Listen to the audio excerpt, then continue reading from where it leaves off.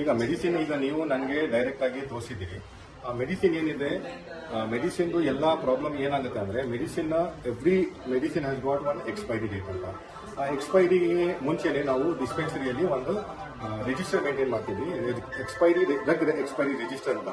ಅದರಲ್ಲಿ before 6 months ಅಲ್ಲಿ we should write that medicine tablet and inform the concern doctor that sir madam this the medicine is getting expired, please issue to the patient so that it should not be wasted ಅಂತ.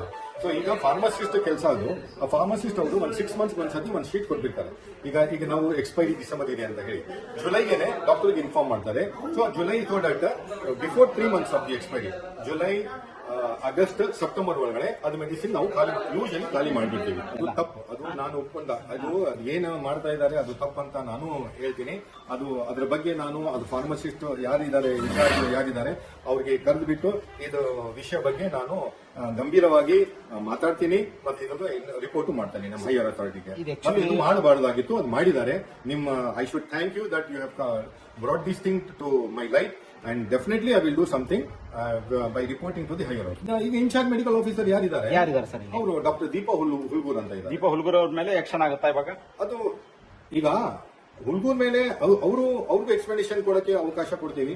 ಅದೇನ್ explain ಕೊಡ್ತಾರೆ ನೋಡ್ಬಿಟ್ಟು ನಾವು ಅದೇ ಹೇಳ್ತಾ ಇದ್ದೀನಿ. ನನಗೆ ಏನ್ ಕಂಡು ಬಂದಿದೆ ಅದು ನೇರವಾಗಿ ನಾನು ರಿಪೋರ್ಟ್. ತಾವು ಎಷ್ಟು ಮೆಡಿಸಿನ್ ಬಾಕ್ಸ್ ಮೆಡಿಸಿನ್ ನೋಡಿದ್ರೆ ತಪ್ಪದು, ಅದು ಗ್ರೇವ್ ಮಿಸ್ಟೇಕ್, ಅದು ತಪ್ಪದು, ನಾನು ಒಪ್ಕೊಳ್ತೀನಿ. ಇದು ತಪ್ಪಾಗಿದೆ. ಅದ್ರ ಬಗ್ಗೆ ನಾನು ರಿಪೋರ್ಟ್ ಹಾಕಿ ಅದು ಏನು ಇನ್ಫಾರ್ಮೇಶನ್ ಬೇಕು ನಮ್ಮ ಹೈಯರ್ ಅಥಾರಿಟಿಗೆ ಕೊಡ್ತೀನಿ. ಅದು ಏನು ಆಕ್ಷನ್ ಆಗುತ್ತೆ ಆಗುತ್ತೆ.